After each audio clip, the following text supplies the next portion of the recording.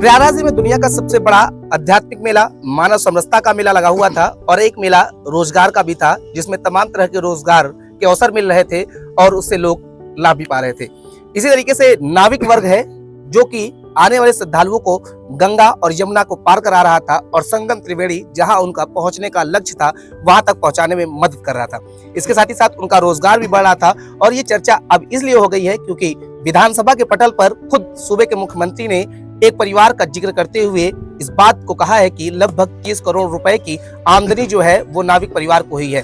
हम इस समय अरेल के उसी घाट पर मौजूद है जहां से नाव चलती है। पहले आप ये देखिए, ये सामने संगम है और ये नाव को जो लगी हुई है, ये नाव कभी इससे पहले जब महाकुंभ चल रहा था तो नाव यहाँ पर सर पर दौड़ रही थी, यानी चलती हुई नजर आ रही थी। फिलहाल कुंभ का समापन हो गया है और उन्हीं परिवार के सदस्य है पिंटू महाराज जी, इनसे बात करेंगे।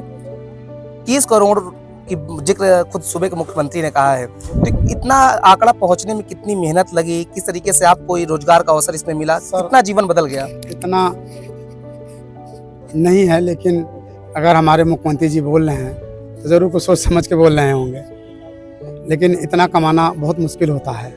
उन्होंने पूरा रेशियो बता दिया है कि एक दिन में लगभग एक नाविक जो है वो 52,000 रुपए कमा रहा है और ऐसे नहीं था, इतना नहीं था, लेकिन उनको लगा तो ठीक है। उनको पूरे परिवार, क्योंकि आपका परिवार भी बड़ा है, बहुत बड़ा परिवार, हमारा खानदान बहुत बड़ा है, लगभग 100 लोग थे जो ये सब काम देखते थे और कम से कम 400 से 500 लोग जो चलवाते थे, नाव चलाते थे। नाविक एक नाव पे 3 लोग रहते थे, क्योंकि बहुत देख रेख होना बहुत जरूरी है, क्योंकि जो कोई भी आया है डूबे ना, किसी प्रकार को उनको क्षति ना पहुंचे, इसीलिए एक नाव पे 2 से 3 लोग हमेशा रहते थे।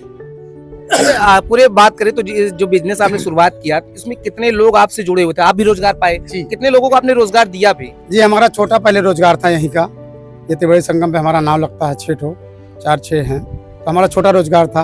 हमें थोड़ा सा जानकारी था, समझ में आ रहा था कि नाव बनवाया जाए क्योंकि ये काम सबसे अच्छा है, किसी से कोई मतलब नहीं है, कोई इसमें परेशान भी नहीं करता, शासन प्रशासन मदद करती है। और जो है हमने बनवाया, 70 नाव बनवाया और चला, बहुत पैसा कमाए।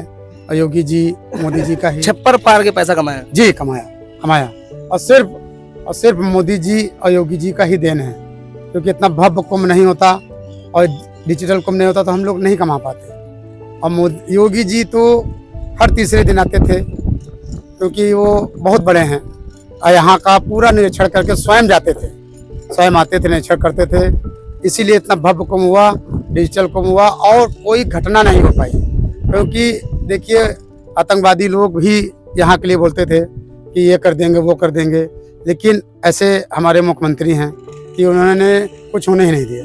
अच्छा, इससे पहले भी आप कुंभ देखे हैं, क्योंकि आपका परिवार इसी गंगा के किनारे रहता है, तो क्या कितना अंतर पा रहे हैं आप पहले के कुंभ और आपके कुंभ में? 10 था पहले मान लीजिए महाकुंभ में 25 रहा होगा, महाकुंभ में तो ये 75 गुना ज्यादा है और इससे भी अच्छा होगा। देखिए अपना रिकॉर्ड, हमारे योगी जी मुख्यमंत्री जी जब प्रधानमंत्री बनेंगे, जब रहेंगे 12 साल बाद, तो अपना ही रिकॉर्ड वो तोड़ेंगे। अच्छा, उम्मीद थी आपको कितना बड़ा रोजगार आपका हो पाएगा? नहीं, इतना नहीं था, लेकिन था कि रोजगार रहेगा, लेकिन ये तो बहुत ज्यादा हो गया।